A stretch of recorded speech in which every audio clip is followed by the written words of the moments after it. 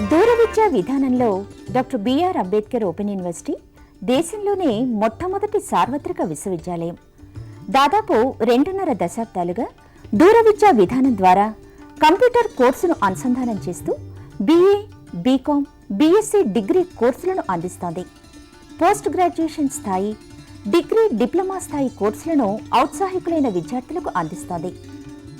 Development స్టడీస్లో centre for economics and social studies ద్వారా MPhil, పీహెచ్డీతో పాటు విశ్వవిద్యాలయమే స్వయంగా దూర విద్యా విధాన అంశంపైన పీహెచ్డీ వంటి పరిశోధన కోర్సులు ప్రవేశపెట్టింది.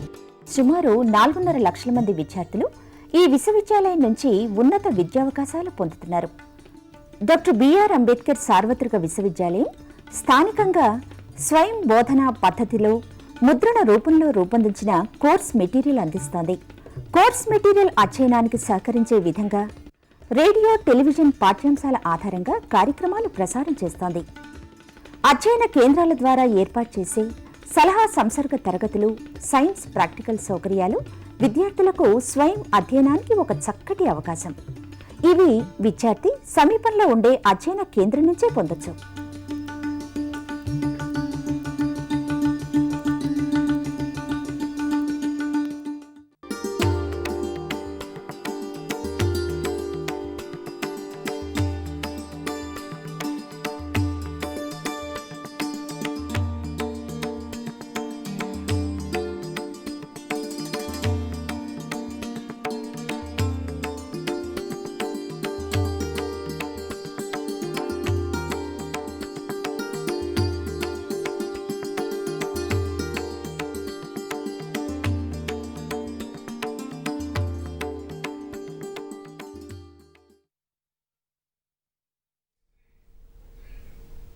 आदाब।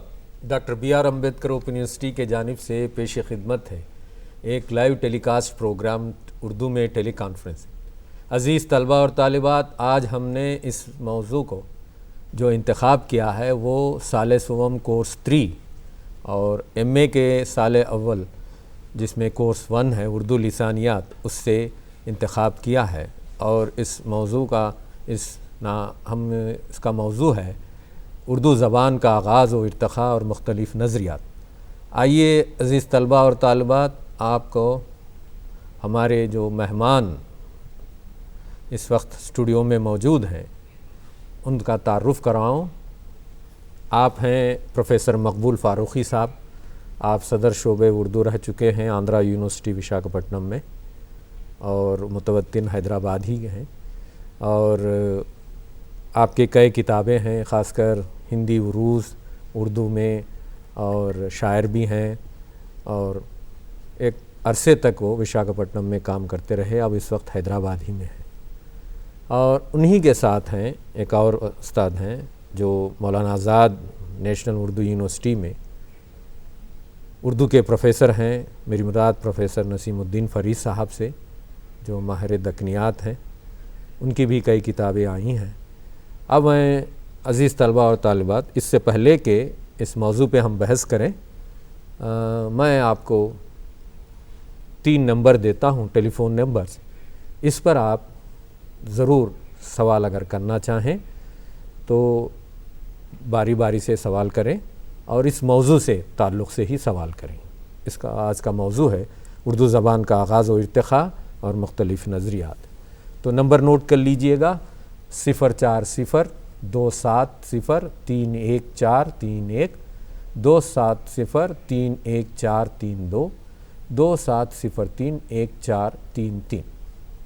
तो इन नंबरात में आप ज़रूर हमको फ़ोन कीजिए और इस मौजू के ताल्लुक़ से आप सवालात कर सकते हैं, आपको तशरीफ़ी बख्श जवाब दिए जाएंगे। ज़बान का ताल्लुक़ इलाक़े से होता है।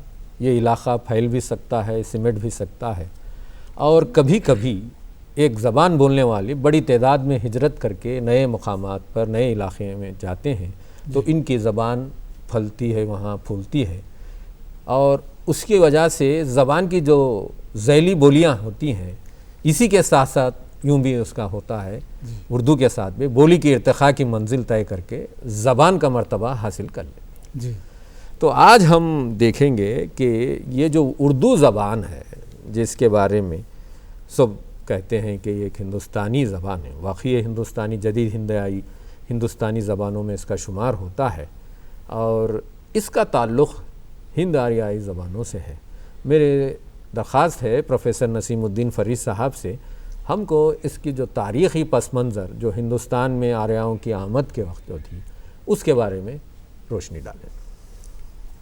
بہت بہت شکریہ پروفیسر شوکت حیات صاحب. سب سے پہلے تو میں طلباء کی خدمت میں اور ہمارے ناظرین اور سننے والوں کی خدمت میں آداب عرض کرتا ہوں اور شعبہ اردو امبیڈکر اوپن یونیورسٹی کا شکر گزار ہوں کہ انہوں نے مجھے یہاں مدعو کیا. جہاں تک ہندوستان میں آریوں کی آمد کا سوال ہے تو اس سے قبل کہ میں اپنی گفتگو شروع کروں اس موضوع سے متعلق اردو کے ایک بڑے شاعر فراق گورکھپوری کا ایک شعر جی آپ کو سنانا چاہوں گا. ضرور. فراق کہتے ہیں کہ سرزمین ہند پر اقوام عالم کے نشاں، سرزمین ہند پر اقوام عالم کے نشاں، قافلے آتے گئے ہندوستان بنتا گیا. ہندوستان کی تاریخ کا مطالعہ ہم کو یہ بتاتا ہے کہ تاریخ کے مختلف ادوار میں دنیا کے مختلف علاقوں سے مختلف قومیں مختلف ضروریات اور اسباب و وجوہات کے تحت اپنے وطن سے نقل مقام کی اور ہزاروں میل کا فاصلہ طے کرتے ہوئے انہوں نے ہندوستان کا رخ کیا اور ہندوستان کی سرسبز و شاداب سرزمین نے انہیں اس طرح متاثر کیا کہ وہ یہیں بس گئیں، آباد ہو گئیں اور ہندوستان کو اپنا وطن بنا لیا. جی. تو جہاں تک ہندوستان میں آریوں کی آمد کا تعلق ہے اس سلسلے میں مورخین کا ماننا ہے کہ آریہ دراصل وسط ایشیا یا سینٹرل ایشیا کے باشندے تھے. وہاں سے وہ تلاش معاش اور اپنے جانوروں کے چارے کی تلاش میں نکلے اور ہندوستان میں خیبر اور بولان کے راستوں سے ہوتے ہوئے شمالی ہند کے میدانوں میں داخل ہوئے. یہ کوئی 1500 قبل مسیح کا واقعہ ہے. جی. جب آریہ ہندوستان میں آئے تو اس وقت ہندوستان میں پہلے ہی سے بہت سی قومیں آباد تھیں جی. جن کو بحیثیت مجموعی دراویڈین قومیں یا دراوڑی قومیں کہا جاتا ہے. یہ جو دراوڑی قومیں ہندوستان میں پہلے سے آباد تھیں وہ آسٹرک نسل سے تعلق رکھتی تھیں جن کا نسبی تعلق یا نسلی تعلق افریقی نسل سے ہے. تو یہ دراوڑی قومیں اپنی زبانیں بولتی تھیں، ان کا ایک مخصوص کلچر تھا، ان کی ثقافت تھی. جی. ابتدا میں یہ خیال کیا گیا تھا کہ آریوں کے مقابلے میں ہندوستان کے جو قدیم باشندے تھے دراوڑی وہ نسبتاً کم مہذب تھے، کم ترقی یافتہ تھے یا اجٹ اور گنوار تھے. لیکن بعد میں جب ہرپا اور موہنجودارو میں ماہرین آثار قدیمہ نے کھدوائیاں کی جی. اور وہاں سے دراوڑیوں کے جو شہر زیر زمین ہو گئے تھے ان شہروں کو برآمد کیا تو پھر معلوم ہوا کہ تہذیب اور ثقافت کے حوالے سے دراوڑی بھی آریوں سے کسی طرح کم نہیں تھے. جی. وہ بھی ایک مہذب اور متمدن زندگی گزارتے تھے اور ان کے شہر بڑے خوبصورت اور بڑے ہی منصوبہ بند ہوا کرتے تھے. جی. آریہ جب ہندوستان میں آئے تو ان دراوڑیوں نے بڑی شدید مزاحمت کی. ظاہر ہے کہ ان کا اپنا وطن تھا اور یہ آریہ قوم باہر سے آئی تھی، بیرونی تھے، غیر ملکی تھے. انہوں نے اپنے وطن کی حفاظت کے لیے آریوں سے جنگیں کی لیکن ان جنگوں میں ان کو شکست ہوئی اور آریہ آہستہ آہستہ شمالی ہند میں پھیلتے چلے گئے. اور شکست کھانے کے بعد یہ دراوڑی باشندے پہلے تو پنجاب اور سندھ کی طرف گئے لیکن پھر وہاں بھی آریوں کا دباؤ بڑھتا گیا تو انہوں نے پھر جنوبی ہندوستان کا رخ اختیار کیا. تو آریوں اور دراوڑیوں کے درمیان جو خونریز جنگیں ہوئیں ان جنگوں کا ذکر ہم کو ویدوں میں اور پھر بعد کی کتابوں میں ملتا ہے۔ تو اس طرح آریاؤں نے رفتہ رفتہ شمالی ہند کے زرخیز میدانوں پر اپنا قبضہ جما لیا اور یہاں انہوں نے اپنا وطن بنا لیا، توطن اختیار کیا اور یہاں کے قدرتی وسائل کو اپنے کام میں لانے لگے۔ یہ آریہ بھی دو گروہوں کی شکل میں آئے۔ ماہرین کا ایسا خیال ہے کہ پہلا گروہ 1500 قبل مسیح کے آس پاس میں آیا اور دوسرا گروہ کوئی 1200 سے 1500 کے درمیان کسی وقت آیا۔ تو یوں ہوا کہ پہلے آنے والے گروہ اور بعد میں آنے والے گروہ کے درمیان میں بھی جنگیں ہوئیں، لیکن بہرحال آریہ دھیرے دھیرے سارے شمالی ہندوستان میں پھیل گئے۔ یہ آریہ لوگ سنسکرت زبان بولتے ہوئے آئے تھے اور ان کی جو مذہبی کتابیں ہیں وہ سنسکرت زبان ہی میں لکھی گئیں۔ تو ماہرین السنہ نے، لسانیات کے علم کے ماہرین نے اس سنسکرت کو ویدک سنسکرت کا نام دیا ہے۔ تو یہ ویدک سنسکرت اس ابتدائی دور میں آریوں کی زبان تھی، وہی زبان آہستہ آہستہ مقامی زبانوں سے مل کر ڈائلیوٹ ہونے لگی، تحلیل ہونے لگی۔ اچھا ڈاکٹر صاحب، آپ نے بہت اچھی باتیں بتائیں کہ ہندوستان میں آریاؤں کی آمد کے وقت حالات کیسے تھے اور کون سے ایسے تاریخی اور تہذیبی عوامل تھے جن کی بنیاد پر اور کشمکش ہوئی آریاؤں میں اور دراوڑیوں میں اور ان کو ڈھکیل دیا گیا۔ کوئی وندھیاچل کے پاس تھوڑے چلے گئے، ادھر آ گئے جنوب میں، اور بعض لوگ ادھر گجرات اور سندھ کی طرف گئے، تو وہاں بھی ان کو شکست جب ہوئی تو پھر وہ سارے ہندوستان میں پھیلنے لگے۔ آپ کو یہ جان کر حیرت ہوئی ڈاکٹر صاحب کہ ہم یہ سمجھتے ہیں کہ صرف جنوبی ہند ہی میں آریائی دراوڑی زبانیں ہیں۔ جی، دراوڑی زبان کی ایک شاخ صوبہ سرحد پاکستان میں بھی ہے جس کا نام براہوی ہے۔ براہوی ایک دراویڈین لینگویج ہے، دراوڑی زبان ہے جو پاکستان میں بولی جاتی ہے۔ ہاں، ایران میں بھی اس کے کچھ بولنے والے ان کے ملتے ہیں۔ جی، تو میرا اگلا سوال ہے پروفیسر مقبول فاروقی صاحب کا کہ وہ ہم کو بتائیں، ہمارے طلباء کو ہند آریائی زبانوں کا ارتقاء اور اس کے ادوار کے بارے میں روشنی ڈالیں۔ شوکت صاحب، ہند آریائی زبانوں کے مختلف ادوار ہیں۔ جی، تو جو پہلا دور، ابھی جیسے کہ پروفیسر نسیم الدین فرید صاحب فرما رہے تھے کہ آریہ وسطی ایشیا سے ہندوستان میں 1500 قبل مسیح میں داخل ہوتے ہیں۔ تو جب یہ ہندوستان میں داخل ہوئے تو یہاں وہ زبانیں بولتے ہوئے آئے جو وہ اس سے پہلے ایران میں بولتے ہوئے، تو جن کو ہم ہند ایرانین لینگویجز یا ہند ایرانی زبانیں کہتے ہیں، وہ ویسی زبانیں بولتے ہوئے آئے، اور ان کا جو ہندوستان میں داخلے کے بعد کا پہلا دور ہے وہ 1500 قبل مسیح سے لے کر 500 قبل مسیح تک کا یہ جو پہلا دور ہے، یہ سنسکرت کے ارتقاء کا دور ہے۔ اس دوران یہ زبان پہلے تو ویدک عہد سے گزرتی رہی، ویدک سنسکرت سے۔ تو اس کے بعد پھر یہ ہوا کہ چونکہ آریہ ہندوستان کے مختلف علاقوں میں پھیل گئے تھے، تو اور اس زمانے میں یہ ایسا نہیں تھا کہ مواصلات کا جو نظام آج ہے، ایسے نظام کا ہم تصور بھی نہیں کر سکتے جب آریہ ہندوستان میں داخل ہوئے۔ تو اس وجہ سے ایک علاقے میں جو آریہ چلے گئے تو دوسرے علاقے کے آریہ جو تھے ان کے آپس میں ان کا کوئی رشتہ قائم رہنا مشکل تھا۔ تو اس طرح یہ ایک الگ الگ جتھوں میں، الگ الگ جماعتوں میں، مختلف مقامات پہ ہندوستان میں، خاص طور پر شمالی ہند میں یہ پھیلتے چلے گئے۔ تو یہاں یہ ہوا کہ جو ویدک سنسکرت جو تھی تو وہ بہت سہل آسان زبان تھی۔ تو اب یہ لوگ جو دور دراز مقامات پہ جم گئے آریہ، تو ان کی زبان ایک دوسرے سے مختلف ہونے لگی۔ تو ایسی صورتحال میں وہ دانشور اور وہ اہل علم جو چاہتے تھے کہ سنسکرت کی زبان کو ایک معیار اس کا قائم رہنا چاہیے، تو انہوں نے کیا کیا کہ سنسکرت زبان کی ایک قواعد مرتب کی۔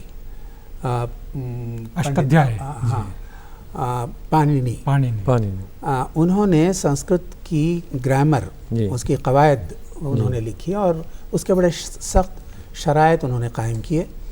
تو اس کی وجہ سے ہوا یہ کہ سنسکرت ایک ادبی زبان بن گئی اور یہ ایسی زبان بن گئی جو صرف علماء تک محدود ہو گئی. دور دراز جو آریہ پھیلے ہوئے تھے وہ لوگ اس زبان کو اس قواعد کے مطابق بولنا ان کے لیے دشوار تھا.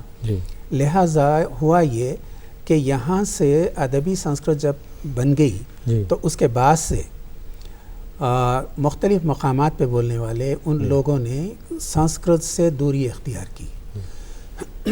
معاف کیجیے. تو پھر ان لوگوں نے یہ کیا کہ مقامی جو بولیاں تھیں اور وہ جس قسم کی زبان وہ خود بولتے تھے ان کے میل سے ایک نئی زبان کو انہوں نے فروغ دیا جو فطری طور پہ وہاں کے لوگ بولتے تھے. پراکرت. جی ہاں. تو یہ جو زبان بننے لگی نئی سنسکرت سے الگ ہو کر یہ یا ادبی سنسکرت سے الگ, علمی اور ادبی سنسکرت سے الگ ہو کر جو زبان مختلف مقامات پہ جو زبانیں بننے لگی وہ پراکرتیں کہلاتی ہیں. اور یہ لفظ پراکرت نکلا بھی ہے پرکرتی سے اور یہ پرکرتی کا مفہوم ہے فطرت. تو فطری طور پہ جو زبان جہاں جس طرح نشو و نما پانے لگی وہ اسی طرح مختلف مقامات پر مختلف پراکرتیں بننے لگی, نئی زبانیں آ گئی. سنسکرت کے علمی یہ ادبی سنسکرت کے بعد کا جو دور ہے یہ اب ہم ہند آریائی زبانوں کے دوسرے دور میں داخل ہو رہے ہیں جو پراکرتی زبانوں کا دور کہلاتا ہے. تو اس کی بھی کئی قسمیں ہیں. ان میں سے جو اہم ہیں درمیانی علاقے ہی وسطی ہند کی جو پراکرت ہے جس کو ہم شور سینی پراکرت کہتے ہیں وہ بڑی اہم پراکرت ہے. یہ ایک طرح سے سنسکرت کی جانشین بن جاتی ہے. دوسری ہے ماگدھی پراکرت ہے. یہ مشرقی ہندوستان میں بولی جاتی تھی. اور ایک مہاراشٹری پراکرت ہے جو مہاراشٹر کے علاقے میں بولی جاتی تھی. اور پھر جو مشرق کی طرف جو ماگدھی بولی جاتی تھی ماگدھی پراکرت اور شور سینی پراکرت کے درمیان میں ایک پراکرت تھی ارد ماگدھی.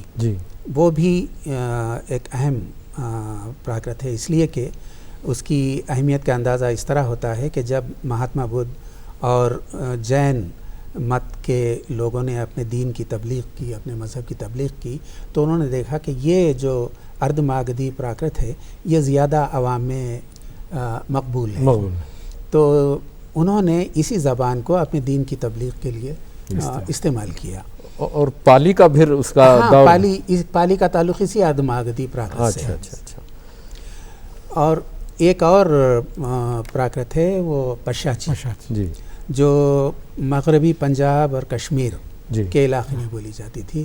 اب وہ پتہ نہیں کیوں کسی وجہ سے اس کو بہت ہی ناگوار انداز میں اس کو بھوت پریت کی زبان یا راکشسوں کی زبان کہا جاتا تھا. تو یہ دوسرا دور ہے ہند آریائی زبانوں کا. اس کے بعد یہ ہوا کہ جس طرح سنسکرت ادبی زبان اور عالموں کی زبان بن کے سمٹ گئی وہی کیفیت ان زبانوں کی بھی پراکرتوں کی بھی ہوئی. یہ پراکرتیں بھی ادبی زبان بن کر سمٹ گئیں, عالموں شاعروں کی زبان بن گئی. تو پھر ان کا ناطہ بھی عوام سے ٹوٹ گیا. تو جہاں سے پراکرتوں کا رشتہ عوام سے ٹوٹ گیا وہاں سے پھر ایک نیا دور شروع ہوا. یہ زبانیں محدود ہو گئیں, عوام نے ان کا ساتھ چھوڑا. پھر عوام نے ایک ایسی زبان شروع کی جو ان کے لیے زیادہ یوں سمجھیے کہ وہ ان کے لیے کنوینینٹ تھا. وہ طریقہ انہوں نے اختیار کیا. تو اس سے ہند آریائی زبانوں کا تیسرا دور شروع ہوتا ہے جس کو ہم اپبھرمشوں کا دور کہتے ہیں. 500 سے لے کر 1000 تک. جی ہاں. 500 سن عیسوی سے یا 600 سن عیسوی سے. جی ہاں. تو اس دور میں جو ہند آریائی زبانوں کا تیسرا دور ہے یہ اپبھرمشوں کا دور ہے. اس میں بھی یہ شورسینی اپبھرمش جو شورسینی پراکرت سے نکلی وہ کافی اہمیت رکھتی ہے. پھر اسی کے ساتھ ساتھ مشرقی ہندی کی ادھر اور دوسری اپبھرمشیں ہیں, مہاراشٹری اپبھرمش ہے. تو یہ بھی الگ الگ مقامات کی الگ الگ اپبھرمشیں پیدا ہوئیں. تو یہ سلسلہ چلتا ہے کوئی 1000 عیسوی تک. تو یہ تیسرا دور ہوا ہند آریائی زبانوں کا. جی آپ نے صحیح فرمایا ڈاکٹر صاحب کہ یہ جو 3 ادوار رہے ہیں ہند آریائی زبانوں کے, ایک کو تو آپ نے قدیم ہند آریائی زبانوں کے ساتھ اس کو جوڑا 1500 قبل مسیح سے 500 قبل مسیح تک. پھر وسط ہند آریائی جو 500 قبل مسیح سے لے کر اور 1000 سن عیسوی. پھر جدید ہند آریائی جو 1000 سے حال تک ہوا ہے. جو پراکرتوں کا دور کے بارے میں آپ نے کہا تھا اس میں خاص کر 5 مستند پراکرتوں کا آپ نے ذکر کیا. ایک مہاراشٹری, سورشنی, اردماگدی, ماگدی اور پیساچی. پھر اپبھرنشوں کا جو دور آیا 500 سن عیسوی سے لے کر 1000 سن عیسوی تک, اس دور میں بھی ہم نے دیکھا کہ جیسے جیسے زبانوں کا تعلق عوام سے, عام انسان سے جب تک وہ جڑے رہے وہ بات کافی مقبول رہی. جیسے ہی وہ اس سے ناتا توڑا اور صرف ادبی زبان بن کر رہ گئی تو پھر اس کا دائرہ محدود ہوتا گیا. تو اسی پس منظر میں ہم آگے بڑھتے ہوئے ہم نے دیکھا کہ یہ جو نظریات ہیں, مختلف نظریات ہیں اردو کے آغاز کے بارے میں, اس کے بارے میں ہم بحث کریں گے. آپ جیسے پڑھ چکے ہیں عزیز طلبہ و طالبات سیکنڈ ایئر میں بھی میر امن کے بارے میں, جو باغ و بہار کے بارے میں آپ جانتے ہیں. لیکن میر امن بحیثیت ایک لسانی ماہر لسان آپ سامنے آ رہے ہیں. تو اس سے پہلے کہ میں نسیم الدین فرید صاحب کو سوال پوچھوں کہ ایک فون کال آیا ہے ہم اس کو لیں گے. ہاں سوال کیجئے. جی جی ہلو. جی جی سر میں شفیع. ہاں بولیے سر ایک سوال ہے سر میرا. جی نسیم الدین فرید صاحب سے. جی جیسا کہ جس وقت آریہ ہندوستان میں آئے تھے اس وقت یہاں کون سی زبانیں یا بولیاں تھی یہاں موجود تھیں ہندوستان میں؟ جی تو ایک میرا سوال ہے سر. اور ایک سوال ہے سر کہ ہندوستان میں آریوں کی آمد کے بارے میں تفصیلی مطالعہ کرنا ہے تو کون سی کتابیں پڑھنا ہے, اس پہ سر میں جانکاری چاہیے سر. جی ٹھیک, نسیم صاحب جواب دیں. شکریہ سر. شکریہ آپ کا. جہاں تک آریوں کی آمد کے وقت ہندوستان میں رائج زبانوں کا تعلق ہے تو اس کے بارے میں ماہرین لسانیات کا ماننا ہے کہ کوئی ایک زبان تو نہیں لیکن مختلف زبانیں یہاں کے مقامی باشندے بولا کرتے تھے جن کو دراوڑی زبانیں یا دراوڑی خاندان کی زبانیں کہتے ہیں. عام طور پر ہم یہ سمجھتے ہیں کہ جنوبی ہند کی جو 4 ریاستیں ہیں ان 4 ریاستوں کی زبانیں ہی دراوڑی زبانیں ہیں. جیسے آندھرا پردیش میں تیلگو اور موجودہ تلنگانہ میں تیلگو اور تامل ناڈو میں تامل اور کرناٹک میں کنڑا اور کیرلا میں ملیالم. ہم سمجھتے ہیں کہ دراوڑی زبانیں بس یہی ہیں لیکن ایسا نہیں ہے. ہندوستان کے جنوبی علاقوں میں کم سے کم 20 دراوڑی زبانیں بولی جاتی ہیں لیکن یہ غیر معروف ہیں اور ان کے علاقے محدود ہیں, اس لیے ان کی زیادہ چرچا نہیں ہوتی, ان کا زیادہ نام نہیں لیا جاتا ہے. جو زیادہ بڑے علاقے پر بولی جاتی ہیں انہی زبانوں کے نام لیے جاتے ہیں. تو ظاہر بات ہے کہ یہ آریوں کی آمد کا واقعہ عیسیٰ علیہ السلام کی پیدائش سے 1500 سال قبل کا واقعہ ہے. اس وقت جو دراوڑی زبانیں تھیں اور آج جو دراوڑی زبانیں ہیں ان میں بہت کچھ فرق آ گیا ہے. تو ہم محتاط طریقے پر یہ کہہ سکتے ہیں کہ آریوں کی آمد کے وقت جو دراوڑی زبانیں یہاں پر بولی جاتی تھیں وہ دراوڑی زبانیں ہیں جو موجودہ جدید دراوڑی زبانوں کی ماں تھیں.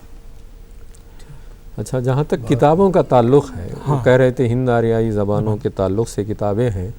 تو ایک کتاب ہے جو مشہور ہے وہ تو ایک ہے پروفیسر مرزا خلیل احمد بیگ کی کتاب ہے اردو کی لسانی تشکیل ہے. ایک پروفیسر سیدہ جعفر اور پروفیسر گیان چند جین صاحب نے کتاب لکھی ہے تاریخ ادب اردو حصے اول، جس میں شروع سے لے کر 1700 تک اس میں انہوں نے ذکر کیا ہے. یہ 2 کتابیں بہت اہم ہیں. اس سے ہٹ کر پروفیسر جمیل جالبی نے بھی ایک کتاب لکھی ہے حصے اول تاریخ ادب اردو کا، آپ ضرور مطالعہ کریں گے تو اس میں ان تمام باتوں کا آپ کو ضرور. سنیتی کمار چیٹرجی کی بھی کتاب ہے جی ہند آریائی، وہ اس کتاب میں بھی آپ کو اس کے تعلق سے معلومات مل سکتی ہیں. ہند آریائی اور ہندی. ہاں، تو میرا سوال نسیم الدین فری صاحب سے ہے کہ آپ ہم کو وہ نظریات جو میر امن نے، محمد حسین آزاد نے، سلیمان ندوی نے لکھا ہے اس کے بارے میں مختصر طور پر اب ذکر کریں. پروفیسر شوکت حیات صاحب، ایک بات میں عرض کرنا چاہوں گا کہ اردو کے آغاز اور ارتقاء کے بارے میں جن لوگوں نے اپنے نظریات پیش کیے ہیں ان کو 2 زمروں میں تقسیم کیا جا سکتا ہے. ایک گروہ تو وہ ہے جو لسانیات کے علم کا ماہر نہیں ہے لیکن ماہر زبان و ادب ہے. ان لوگوں نے اردو کے تعلق سے اپنے نظریات پیش کیے. ان میں میر امن ہیں، محمد حسین آزاد ہیں، محمود شیرانی ہیں، اس قبیل کے لوگ ہیں، سر سید احمد خاں ہیں اور امام بخش صاحبائی ہیں. یہ لوگ ماہرین لسانیات نہیں تھے، لسانیات کی انہوں نے باقاعدہ تعلیم حاصل نہیں کی تھی لیکن ایک سے زیادہ زبانیں جانتے تھے اور زبان اور ادب کے عالم تھے. اس حیثیت سے انہوں نے اردو زبان کے آغاز کے بارے میں کچھ نظریات پیش کیے. دوسرا گروہ ان لوگوں کا ہے جنہوں نے باقاعدہ لسانیات کی تعلیم حاصل کی اور لسانیات کے فن اور لسانیات کے اصولوں کی بنیاد پر انہوں نے اردو زبان کی تاریخ کا مطالعہ کیا اور اس کی ابتدا کے بارے میں نظریات پیش کیے. ان میں 2-3 نام بہت اہم ہیں، جیسے ڈاکٹر سید محی الدین قادری زور، پروفیسر مسعود حسین خان اور شوکت سبزواری اور سہیل بخاری وغیرہ. یہ لوگ ماہرین لسانیات ہیں، لسانیات کا علم رکھتے تھے، باقاعدہ تعلیم حاصل کی تھی اور لسانیات کے اصولوں کی روشنی میں انہوں نے اردو کی ابتدا کے بارے میں اپنا نظریہ پیش کیا. اب پھر یہ جو نظریات ہمارے سامنے آئے ہیں اردو کی ابتدا کے بارے میں وہ 2 قسم کے ہیں. ایک اختلاطی نظریہ ہے. اختلاطی نظریہ وہ نظریہ ہے جس کے ماننے والوں کا یہ کہنا ہے کہ اردو زبان 2 یا 2 سے زیادہ زبانوں کے ملنے کی وجہ سے وجود میں آئی ہے. یہ اختلاطی نظریہ ہے. اور دوسرا یہ ہے جو ماہرین لسانیات کہتے ہیں کہ کوئی زبان کبھی بھی 2 زبانوں کے ملنے کی وجہ سے وجود میں نہیں آ سکتی. زبان کی ایک ماں ہوتی ہے، اس زبان سے ایک نئی زبان وجود میں آتی ہے، پھر وقت گزر جاتا ہے تو پھر اس کے بطن سے اور ایک زبان نکلتی ہے. یعنی ہر زبان کی ایک ماں ہوتی ہے، 2 زبانوں کے ملنے سے تیسری زبان وجود میں نہیں آ سکتی. یہ ماہرین لسانیات کا نظریہ ہے. تو جن لوگوں نے اختلاطی نظریہ پیش کیا اس میں میر امن سب سے اول ہیں. میر امن نے باغ و بہار میں یہ نظریہ پیش کیا کہ شاہ جہاں کے زمانے میں جب مغل سلطنت کا پائے تخت آگرے سے دہلی منتقل ہوا، جس کو شاہ جہاں آباد کہتے تھے، یہ 1647 عیسوی کا واقعہ ہے. 1647 عیسوی میں آگرے سے دلی جب پائے تخت منتقل ہوا تو آگرہ جو تھا وہ تو برج کا علاقہ تھا اور دہلی کھڑی بولی کا علاقہ ہے. تو وہاں سے کھڑی بولی کا ارتقاء ہوا. لیکن میر امن کھڑی بولی سے واقف نہیں تھے. انہوں نے یہی سمجھا کہ مختلف لوگوں کے ملنے کی وجہ سے دہلی میں اردو زبان کا ارتقاء عمل میں آیا، اردو زبان بنی ہے. یہاں پر مختلف قوموں کے لوگ تھے، مغل تھے، ترک تھے اور ہندوستانی تھے اور ہندوستان کے مختلف لوگوں کے باشندے تھے. راجدھانی ہونے کی وجہ سے یہ علاقہ مختلف قوموں کی آماجگاہ بنا ہوا تھا. تاجرین آتے تھے اور مختلف لوگ آتے تھے. اس طرح ان کے اختلاط سے باہمی میل ملاپ سے ایک زبان وجود میں آئی جس کا نام اردو ہوا. یہ میر امن نے باغ و بہار کے مقدمے میں لکھا ہے. اور وہاں انہوں نے اس کا بھی ذکر کیا ہے ٹکسال کا. وہ اکثر اس میں کہیں کہیں کہتے ہیں کہ وہ زبان جو تھی میرا وہ ٹکسالی تھی. کیا ہے وہ، اس کے بارے میں آپ کچھ بتا سکیں؟ ٹکسال کا مطلب یہ کارخانہ، فیکٹری میڈ. تو عام طور پر یہ کہا جاتا ہے کہ جو اردو کے قدیم مراکز ہیں دہلی اور لکھنؤ، یہ زبان کی ٹکسال ہیں، وہاں سے الفاظ وضع ہوتے ہیں، وہاں الفاظ ڈھلتے ہیں، وہاں محاورے ڈھلتے ہیں، اور وہاں پر زبان کے اسلوب ڈھلتے ہیں، تو اس طرح ٹکسال کہتے ہیں۔ تو میر امن چونکہ دہلی کے باشندے تھے، دہلی کے رہنے والے تھے، اور احمد شاہ عبدالی کے حملوں کی وجہ سے جب دہلی تباہ ہو گئی تو وہ پھر کلکتہ کی طرف ہو گئے، اور وہاں فورٹ ولیم کالج میں انہوں نے ملازمت اختیار کی۔ جی ہاں، لیکن ان کو اپنے دہلوی باشندہ ہونے پر فخر تھا۔ وہ دہلی کی زبان کو سب سے مستند اردو زبان سمجھتے تھے، اور یہ سمجھتے تھے کہ شہر دہلی اردو زبان کی ٹکسال ہے، وہاں جو زبان بولی جاتی ہے وہ سب سے زیادہ مستند، سب سے زیادہ نستعلیق، سب سے زیادہ لطیف اور سب سے زیادہ نفیس زبان۔ جی اس کے بعد ہمارے سامنے ہیں محمد حسین آزاد۔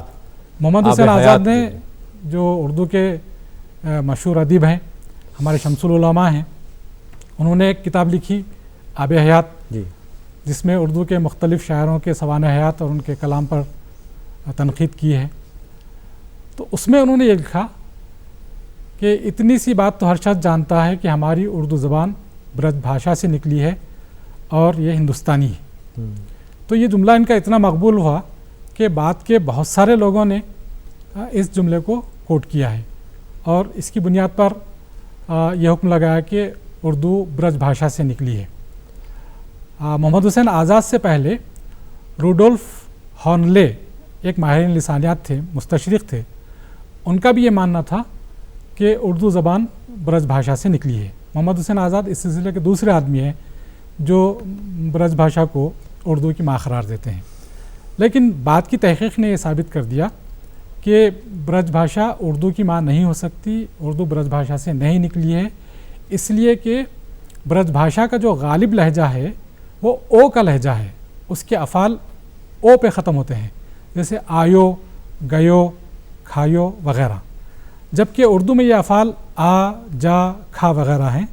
تو اردو کا لہجہ آ کا لہجہ ہے جو کھڑی بولی کا لہجہ ہے۔ تو اس طرح سائنٹیفک بنیادوں پر ماہرین لسانیات نے افعال کا تجزیہ کر کے یہ ثابت کیا کہ اردو زبان برج بھاشا سے نہیں نکلی ہے بلکہ کھڑی بولی سے نکلی ہے۔ اس کے بعد ہمارے سامنے ہیں سلیمان ندوی صاحب۔ ہاں، پروفیسر ہمارے سید سلیمان ندوی صاحب بہت بڑے عالم تھے۔ ان کا یہ ماننا تھا کہ محمد بن قاسم نے 712 عیسوی میں سندھ کو فتح کیا۔ تو اس طرح مسلمانوں کا ہندوستان سے جو پہلا ربط ہوتا ہے تو 712 عیسوی میں سندھ میں ہوتا ہے، اور سندھ پر عربوں نے کم و بیش 300 برس تک حکومت کی۔ 300 برس تک وہ سندھ کے علاقے میں رہ بس گئے۔ تو یہاں رہنے بسنے کی وجہ سے ظاہر بات ہے کہ ابتدا میں تھوڑا سا مقامی باشندوں کے ساتھ گریز کا رویہ رہتا ہے، لیکن پھر بعد میں آہستہ آہستہ جیسا کہ انسانی فطرت ہے وہ اپنے پڑوسیوں کے ساتھ خوشگوار تعلقات استوار کر لیتا ہے۔ عربوں کے تعلقات بھی مقامی باشندوں سے استوار ہو گئے، اور سندھ کی جو مقامی زبان تھی اس مقامی زبان میں عربی زبان کے الفاظ شامل ہوتے گئے۔ اس طرح ایک نئی زبان وجود میں آئی جو سلیمان ندوی صاحب کے مطابق اردو زبان کا ابتدائی نمونہ تھا۔ تو یہ ان کا نظریہ تھا، لیکن اس نظریے کو بھی ماہرین لسانیات نے رد کر دیا ہے کہ اردو ایک ہند آریائی زبان ہے، اس کا تعلق ہند آریائی خاندان سے ہے، جبکہ عربی زبان کا تعلق سامی خاندان سے ہے۔ تو سامی خاندان اور ہند آریائی خاندان کا میل نہیں ہو سکتا۔ چونکہ اردو کا تعلق ہند آریائی سے ہے، اس لیے ہم یہ نہیں کہہ سکتے کہ عربی زبان اور قدیم سندھی زبان کے میل سے اردو پیدا ہوئی ہے۔ جی، آپ نے صحیح فرمایا کہ میر امن کے نظریات، محمد حسین آزاد نے اس کو برج بھاشا سے جوڑا، اور سید سلیمان ندوی نے اس کو سندھ کے علاقے سے جوڑتے ہوئے اور کہا کہ محمد بن قاسم کا جو 712 میں حملہ ہوا اس کے بعد سے عرب کے تعلقات کی بنیاد پر یہ کہہ بیٹھے کہ بھئی اردو کا آغاز سندھ سے ہوا ہے۔ میں آگے چل کر زحمت دوں گا پروفیسر مقبول فاروقی صاحب کو کہ وہ ہمیں 3 ایسے نظریات بتائیں جو ماہر لسانیات بھی ہیں، ایک اور ہیں نصر الدین ہاشمی صاحب، ایک ہیں ڈاکٹر زور صاحب اور ڈاکٹر شوکت سبزوار۔ تو پہلے ڈاکٹر محی الدین قادری زور جو جامعہ عثمانیہ کے پروفیسر رہے ہیں، اور ادارے ادبیات اردو کو قائم کیا. سبرس جو پرچہ ہے ان کا آج بھی رسالہ وہ جاری ہے. تو ڈاکٹر زور کے نظریات کے بارے میں ڈاکٹر صاحب اس سلسلے میں ایک چیز عرض کیے دیتا ہوں کہ باقاعدہ جیسا کہ ابھی نسیم الدین فرید صاحب نے بتایا کہ کچھ لوگ جنہوں نے اردو کے آغاز کے تعلق سے اپنے نظریات پیش کیے ہیں ان میں کچھ ایسے لوگ ہیں جو واقعی ماہرین لسانیات ہیں اور کچھ ایسے ادیب شاعر ہیں جنہوں نے اپنے خیالات پیش کیے اس سلسلے میں. تو جہاں تک ڈاکٹر محی الدین قادری زور کا سوال ہے اور وہ ایک ماہر لسانیات تھے. انہوں نے پیرس میں رہ کر لسانیات کا علم حاصل کیا تھا اور اس کے بعد انہوں نے ہندوستانی لسانیات پر ایک کتاب لکھی. تو ڈاکٹر زور نے میں سمجھتا ہوں ڈاکٹر زور پہلے آدمی ہیں جنہوں نے یہ بات بتائی کہ اردو کی بنیاد جو ہے وہ کھڑی بولی پر ہے. جی. تو کھڑی بولی کی بنیاد پر اردو کا خاکہ تیار ہوا ہے اور انہوں نے ہریانی زبان، ہریانی بولی جس پر ہمارے پروفیسر مسعود حسین خان صاحب زیادہ زور دیتے ہیں کہ اردو کا ابتدائی ڈھانچہ وہ ہریانی پہ بنا تھا، ہریانی کی بنیاد پر. بعد میں کھڑی بولی اس پر حاوی ہوتی ہے. تو اس سے وہ اتفاق نہیں کرتے مسعود صاحب کی رائے سے. ہمارے محی الدین قادری صاحب زور نے یہ بتایا کہ ہریانی اپنی جگہ ہے لیکن اس سے بہت پہلے ہی اردو کھڑی بولی کی بنیاد پر اردو کا خاکہ بن چکا تھا، اردو کی ترقی، اردو کا ارتقاء عمل میں آ چکا تھا. تو یہ ڈاکٹر زور کا نظریہ ہے کہ اردو کی بنیاد کھڑی بولی پر ہے. اور ہمارے ڈاکٹر گیان چند جین صاحب نے بھی انہوں نے کوئی اپنا الگ نظریہ تو نہیں دیا لیکن وہ ڈاکٹر زور کے اس خیال سے اتفاق کرتے ہیں کہ اردو کھڑی بولی سے آئی ہے. معذرت چاہتا ہوں ڈاکٹر صاحب، ایک فون آیا ہے. ہاں سوال کیجئے. ہاں ہلو، السلام علیکم حیات بھائی، میں پروفیسر ستار طاہر بات کرتا ہوں. ہاں بولیے بولیے بولیے. وعلیکم السلام. السلام علیکم. وعلیکم السلام. میرا سوال جو ہے نسیم الدین فرید صاحب سے ہے. جی. میں پہلے مبارکباد دیتا ہوں کہ آپ نے دراوڑی زبانوں کے بارے میں ایک معلوماتی جو ہے اطلاع دی ہے بہت ہی اچھی، کہ عام طور پر یہ 4 جو صوبے ہیں ان میں جو زبانیں بات کرتے ہیں وہی دراوڑی زبانیں سمجھی جاتی ہیں. لیکن آپ نے یہ بتایا کہ اس سے پہلے بھی ہندوستان میں جو ہے دراوڑی زبانیں بولی جاتی تھیں اور وہ اب جو دراوڑی زبانیں بولی جاتی ہیں ان کی ماں کی حیثیت رکھتی ہیں یا بنیاد کی حیثیت رکھتی ہیں. جی.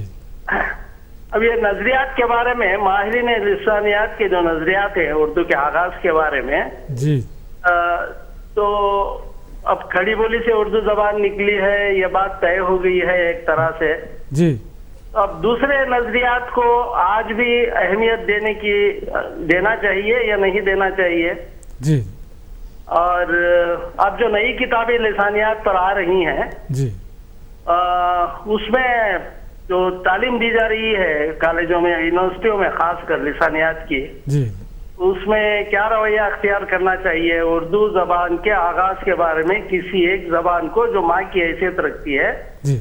اگر ہم قطعی طور پر بتانا چاہیں تو صرف وہ بتا دینا کافی ہے یا نظریات کو پھر سے بار بار دہرانے کی ضرورت ہے؟ میں محترم فاروقی صاحب بھی ہے، مقبول فاروقی صاحب ہیں، نسیم الدین صاحب ہیں، دونوں بہت ہی تجربہ کار ہیں. میں کوئی بھی جو ہے جواب دے تو مجھے جو ہے اطمینان ہوگا. شکریہ. جی نسیم صاحب بتائیے. بہت بہت شکریہ پروفیسر ستار طاہر صاحب کہ آپ ہمارا پروگرام سن رہے ہیں اور نہ صرف سن رہے ہیں بلکہ پارٹیسپیٹ بھی کر رہے ہیں اس کے اندر. جہاں تک دراوڑی زبانوں کا تعلق ہے، میں اور اپنی بات میں یہ اضافہ کرنا چاہوں گا کہ سری لنکا کی جو زبانیں ہیں سنہالی وغیرہ وہ بھی دراوڑی زبانیں ہیں. بہت ساری بولیاں ہیں سری لنکا کی، ان کا شمار بھی دراوڑی زبانوں میں ہوتا ہے. اب جہاں تک اردو زبان کے آغاز کے بارے میں نظریات کی تدریس کا سوال ہے، اس سلسلے میں میرا خیال یہ ہے کہ ہمارے طلباء کو ضرور اس بات سے واقف کروانا چاہیے کہ اردو زبان کی ابتدا کے بارے میں مختلف ادیبوں، شاعروں یا ماہرین لسانیات نے کیا کیا نظریات پیش کیے ہیں، اور ان میں سائنٹیفک نظریہ کون سا ہے اور وہ کون سے نظریات ہیں جو غیر سائنٹیفک ہیں، اور ان کے غیر سائنٹیفک ہونے کی وجوہات کیا ہیں. یہ تو طلباء کے علم میں ہونا ہی چاہیے کہ جیسا کہ اجالے کی قدر اندھیرے سے ہوتی ہے، اسی طرح صحیح نظریے کی قدر اس وقت ہوگی جب کہ کمزور نظریات ان کے سامنے آئے. میں غلط نہیں کہوں گا، اس لیے کہ کوئی بھی نظریہ ٹوٹلی غلط نہیں ہوتا ہے، جزوی طور پر سچائی کہیں نہ کہیں ضرور ہوتی ہے ہر نظریے میں. جو لوگ ماہرین لسانیات نہیں تھے لیکن انہوں نے اپنا نظریہ پیش کیا، وہ بالکل ہی غلط نہیں ہے سرے سے 100%، اس کے اندر بھی 10%، 5% تو سچائی ضرور ہے. تو ہم کو یہ بتانا چاہیے طلباء کو کہ اردو کی ابتدا کے بارے میں جو نظریات پیش کیے گئے ہیں، کس نظریے میں کس حد تک سچائی ہے اور کہاں کہاں اس کے نظریہ سازوں نے ٹھوکر کھائی ہے، کہاں کہاں غلطی کی ہے، کہاں خامی ہے، کتنا سچ ہے اور کتنا غلط ہے، اور سچ ہے تو کیوں سچ ہے، غلط ہے تو کیوں غلط ہے. اور پھر یہ آخری نظریہ جو آیا ہے کھڑی بولی کا، وہ کیوں سائنٹیفک مانا جاتا ہے، اس کی سچائی کیا ہے، اس کے پیچھے ثبوت اور دلائل کیا ہیں، شواہد کیا ہیں. ان چیزوں کو اگر ہم بتائیں ہمارے طلباء کے سامنے تو مجھے یقین ہے کہ ان کے سامنے ایک واضح خاکہ اردو زبان کی ابتدا اور ارتقاء کے بارے میں آئے گا. اور دوسری چیز یہ ہے کہ میرا خیال یہ ہے کہ کالج کی سطح پر اور یونیورسٹی کی سطح پر اردو زبان کی آغاز و ارتقاء کے نظریات بتانے چاہیے، اور ساتھ ہی ساتھ میں یہ بھی سفارش کروں گا کہ اس کی تدریس صرف زبانی لیکچر کی طرح نہ ہو، بلکہ پاور پوائنٹ پر آپ کے خاکوں کے ساتھ ہو، کہ پورے وسط ایشیا سے لے کر ہندوستان تک کا پورا خاکہ ہو، پورا نقشہ ہو، مختلف صوبوں کے نقشے ہوں، اور یہ بتایا جائے کہ آریوں کی آمد کے وقت کیا لسانی منظرنامہ تھا، آریوں کی آمد کے بعد جدید قدیم ہند آریائی، وسطی ہند آریائی اور جدید ہند آریاؤں کے جو علاقے تھے، ان علاقوں کو الگ الگ نقشوں کے ذریعے سے اگر ہم بچوں کو پڑھائیں تو زبان کا ارتقاء بہت آسانی کے ساتھ سمجھ میں آ سکتا ہے. پھر اسی طرح اردو کے جو علاقے رہے ہیں، کھڑی کے جو علاقے رہے ہیں، برج کے جو علاقے رہے ہیں، ان سب کو نقشوں کے ساتھ پڑھانا چاہیے. بغیر نقشوں کے لسانیات کی تدریس میں سمجھتا ہوں کہ بچوں کے لیے بہت آسانی کے ساتھ سمجھ میں آنے والی چیز نہیں ہے. جی ڈاکٹر صاحب، آپ سے ذکر کر رہے تھے ڈاکٹر زور صاحب کا، آپ نے ذکر کیا تھا، جو ان کے نظریے کے بارے میں امبالہ سے لے کر الہ آباد تک کے علاقے کا انہوں نے ذکر کیا ہے. تو اس سلسلے میں یہ عرض کر رہا تھا کہ ڈاکٹر زور کہ یہاں پہلی بار ہم کو یہ نظریہ ملتا ہے کہ اردو کھڑی بولی سے نکلی ہے، جبکہ اس کے بعد ڈاکٹر زور نے یہ بات 1932 کے آس پاس، جی ہاں 1932 میں ہندوستانی لسانیات میں انہوں نے یہ بات کہہ دی تھی. لیکن ایک چیز ہے کہ ان سے پہلے ایک اہم نظریہ جو پیش ہوا تھا وہ ہے حافظ شیرانی صاحب کا. انہوں نے تو اور بھی میں سمجھتا ہوں اسے 4 سال پہلے انہوں نے ایک نظریہ پیش کیا تھا زور صاحب سے. 1928 میں انہوں نے کافی ریسرچ کے بعد اپنا ایک مقالہ انہوں نے پیش کیا تھا پنجاب میں اردو. تو اس میں انہوں نے لکھا ہے کہ اردو جو ہے وہ پنجاب کی پیداوار ہے، یعنی پنجابی سے نکلی ہے. تو وہ اس کی وجہ بتاتے ہیں کہ وہاں جو حکومت قائم تھی مسلمانوں کی، وہاں پر کافی عرصے تک کوئی 200 سال تک مسلمان رہے. پھر اس کے بعد وہ دلی میں آئے تو ایک ایسی زبان بولتے ہوئے آئے جو پنجابی سے متاثر تھی، اور وہی پنجابی آخر کو چل کر یہ اردو کی بنیاد بنتی ہے. یہ نظریہ دیا تھا حافظ شیرانی نے. لیکن اس کے بعد 1932 میں ڈاکٹر زور نے یہ بتایا کہ یہ بات درست نہیں ہے، بلکہ اردو کھڑی بولی کی بنیاد پہ آئی ہے. اور بھی کچھ حضرات ہیں ان کے نظریات جو ہیں اتنے ایسے نہیں ہیں کہ ان پر زیادہ وقت دیا جا سکے. جیسا کہ نسیم صاحب نے ابھی کہا کہ نظریات تو اپنی جگہ ہیں لیکن ان کا مطالعہ کرتے وقت ہم کو یہ دیکھنا چاہیے کہ وہ کس حد تک سائنٹیفک ہیں اور اس پر کس حد تک توجہ دی جا سکتی ہے.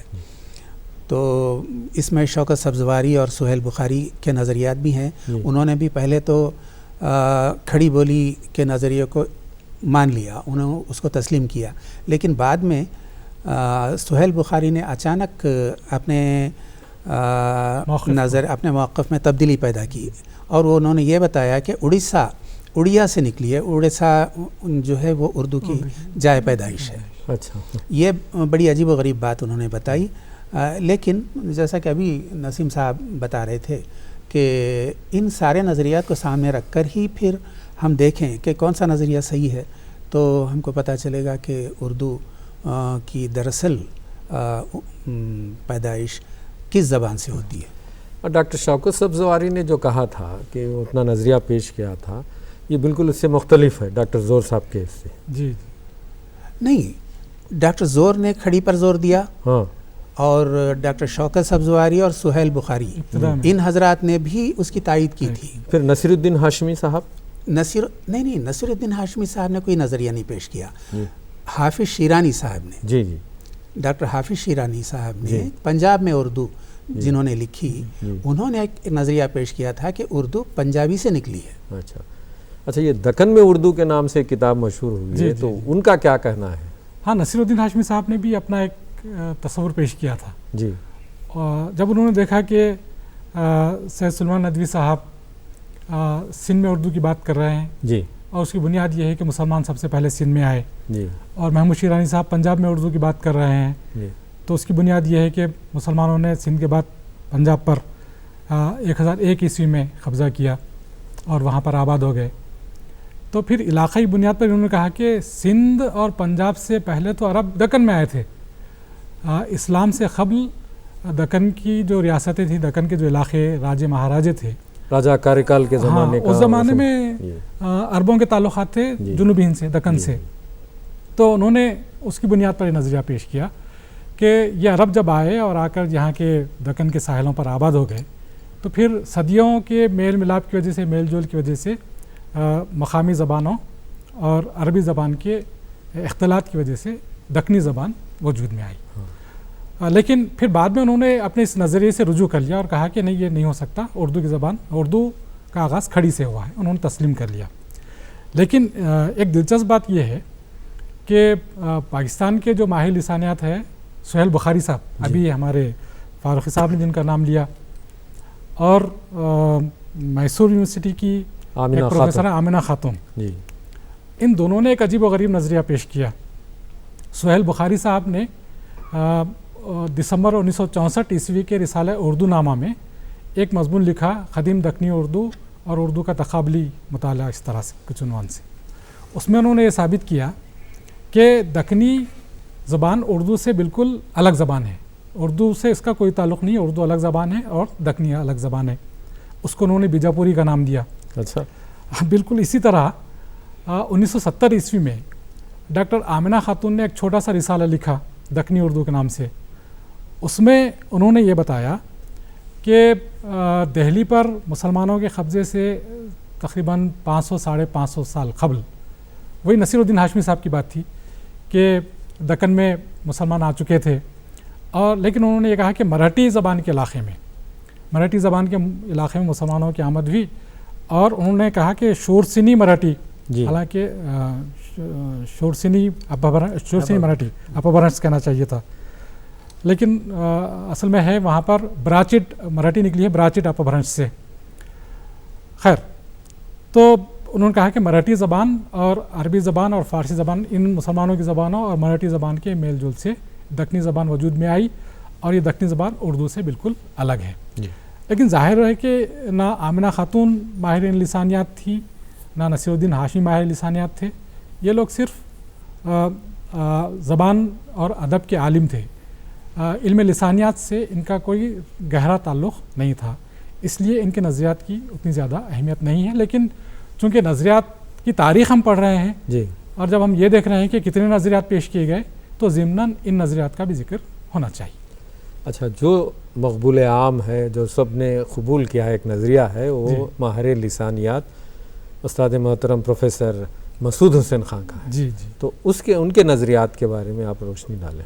हाँ, अब तक जितने नज़रियात उर्दू ज़बान के आगाज़ के बारे में पेश किए गए हैं, उसमें उनके अंदर प्रोफेसर मसूद हुसैन खान साहब का जो नज़रिया है उसको सबसे ज़्यादा मकबूलियत हासिल हुई है और ये मान लिया गया है कि इनका नज़रिया साइंटिफिक है। डॉक्टर साहब, एक फ़ोन आ रहा है। जी हाँ, सवाल कीजिए।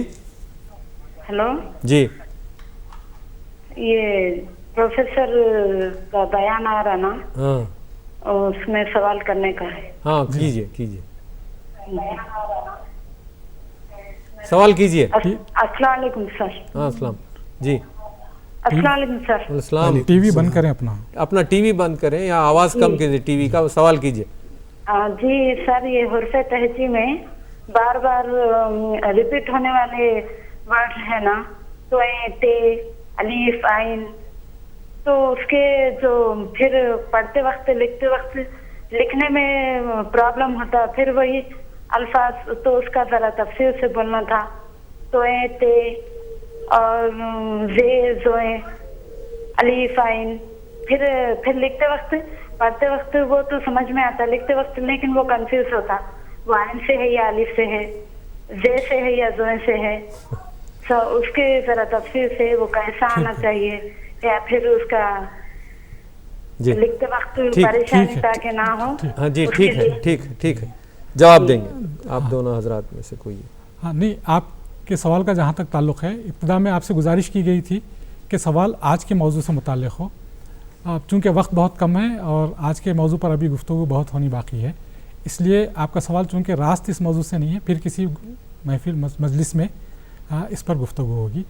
मैं चाहता हूँ कि आज के मौजू पर बात आगे बढ़ाई जाए और आज उर्दू के आगाज़ के बारे में जो सबसे ज़्यादा साइंटिफिक नज़रिया माना जाता है वो प्रोफेसर मसूद हुसैन खान साहब का है।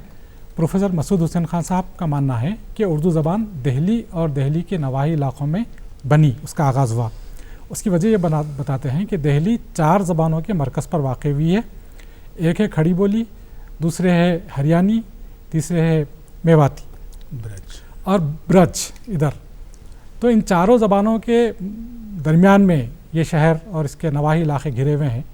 तो यहाँ पर उर्दू के इर्तिक़ा के लिए बहुत ही मुवाफ़िक़ और साज़गार माहौल उसको मैसर आया और इन ज़बानों के इम्तिज़ाज से, इख्तिलात से ये ज़बान वजूद में आई।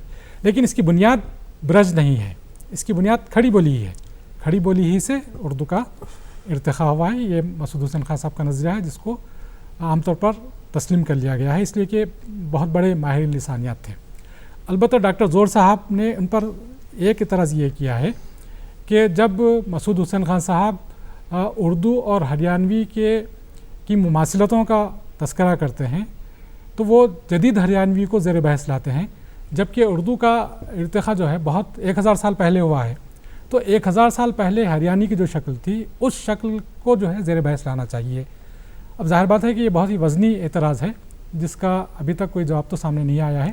ताहम प्रोफेसर मसूद हुसैन खान साहब ही के नज़रिए को अभी तक काबिल क़बूल माना गया है और अपने नज़रिए की तायद में मसूद हुसैन खान साहब ने अमीर खुसरो का भी हवाला दिया है कि जहाँ अमीर खुसरो पैरामुनिश दिल्ली की बात करते हैं, दिल्ली की बोलियों की बात करते हैं, तो वो दिल्ली के नवाही इलाक़ों में बोली जाने वाली बोलियों की बात करते हैं, जिनसे उर्दू ज़बान का केंडा तैयार हुआ है। जाते वक्त हमको अभी बहुत कम वक्त है, तो मैं मकबूल फ़ारूक़ी साहब से कहूँगा कि वो हमें मगरबी हिंदी और खड़ी बोली का जो माखज़ है उर्दू को बनाया गया, इसके बारे में बताएं और उसके बाद शुमाली हिंद में जो अवलिन नखूश हमको मिलते हैं वो भी हमें बताएं। देखिए डॉक्टर साहब, वो मगरबी हिंदी जी उर्दू ज़बान के आगाज़ और इर्तिक़ा के सिलसिले में मगरबी हिंदी की अहमियत इस तरह है कि ये वो इलाक़ा है जहाँ पर पहले संस्कृत का इर्तिक़ा होता है, फिर ये वही इलाक़ा है जहाँ शौरसैनी प्राकृत फलती फूलती है जी, और ये वही इलाक़ा है जहाँ पर फिर शौरसैनी अपभ्रंश का फ़रोग़ होता है। یہ اسی علاقے کی بولی ہے مغربی ہندی، اور یہ مغربی ہندی کی جو 5 بولیاں ہیں ان میں کھڑی، ہریانی، برج اور خنوجی، بندیلی، تو یہ 5 جو بولیاں ہیں یہ بڑی اہمیت رکھتی ہیں اردو کے سلسلے میں۔ تو ابھی کچھ دیر پہلے پروفیسر نسیم صاحب یہ بتا رہے تھے کہ برج اور کھڑی میں فرق ہے، کہ وہ برج کا جو علاقہ ہے وہاں پر اسماء اور افعال کا اختتام جو ہے وہ او پر ہوتا ہے، آیو گیو، کھایو پیو، جبکہ کھڑی کا جو ہے وہ الف پر ہوتا ہے، آنا جانا، کھانا پینا۔ تو اس طرح چونکہ اردو کا کینڈا ہے وہ یہی کھڑی بولی پر ہے، آنا جانا، اٹھنا بیٹھنا، کھانا پینا، یہ تمام افعال اور اسماء وغیرہ الف پر ختم ہوتے ہیں۔ تو اسی لیے ہم یہ ماننے پر مجبور ہیں کہ اردو جو ہے وہ کھڑی بولی سے نکلی ہے۔ ہاں، ہریانی سے اس کا کچھ لینا دینا رہا ہو، اور پھر یہ بھی کہا جاتا ہے کہ برج کے زمانے میں جب برج کو عروج حاصل تھا تو اس زمانے میں برج کی مدد سے اردو کی کچھ اصلاح ہوئی اور اردو کا محاورہ بنا، یہ بھی اس طرح برج کی کچھ اہمیت ہو جاتی ہے۔ شاید اسی لیے ہمارے بعض حضرات کو، جیسے محمد حسین آزاد ہیں، انہوں نے جب کہا کہ برج سے نکلی ہے اردو، تو شاید انہوں نے یہ اسی لیے کہا کہ سراج الدین علی خان آرزو وغیرہ نے برج سے سند لی ہے، تو اس کی وجہ سے انہوں نے وہ جملہ لکھا کہ اتنی بات تو سب جانتے ہیں کہ اردو برج سے نکلی ہے۔ تو اب ہم آتے ہیں کھڑی بولی کی طرف۔ تو میں نے ابھی عرض کیا کہ کھڑی بولی ہمارے لیے اہم اس لیے ہے کہ کھڑی بولی کی بہت سی بنیادی چیزیں جو ہیں وہ اردو میں رائج ہیں، جوں کی توں۔ جیسے کھڑی بولی کا قدیم روپ یہ ہے کہ بعض الفاظ جو ہیں، درمیانی الفاظ مشدد کر دیے جاتے ہیں، جیسے ہاتھی ہتی ہو جاتا ہے، چادر ہے چدر ہو جاتا ہے، سونا ہے سنا ہوتے ہیں، وہ اب بھی اردو میں اس کا رواج ہے۔ تو اور اسی طرح ایک اور چیز، جیسے یہ ہے کہ کھڑی بولی میں اڑا جو ہے نا، یہ اڑا جو ہے برج سے آیا ہے۔ کھڑی بولی میں ڈا تھا اس سے پہلے، تو پڑھنا، چڑھنا، اس طرح کے الفاظ ہوا کرتے تھے، لیکن بعد میں برج کے اثر سے وہ پڑھنا چڑھنا اس طرح وہ تھوڑا سافٹ ہو گئے ہیں۔ تو یہ اس طرح کھڑی بولی اردو کے آغاز کے سلسلے میں کافی اہمیت رکھتی ہے۔ شکریہ ڈاکٹر صاحب، کیونکہ وقت کی کمی کی وجہ سے ہم اور بھی نظریات اور دکن میں اولی نخوش، شمال ہند کے نخوش کا ذکر نہیں کر سکے۔ ہم شکر گزار ہیں آپ کا، پروفیسر مقبول فاروقی صاحب کا اور نسیم الدین فرید کا صاحب کا، کہ آپ آئے، ہمارے اسٹوڈیوز میں آئے، اور اگر مزید آپ کو معلومات جاننا چاہتے ہیں تو ہمیں ضرور لکھیں۔ صدر شعبہ Urdu, doctor B R Ambedkar open university, road number 46، professor G Ram Reddy Marg, Hyderabad 33۔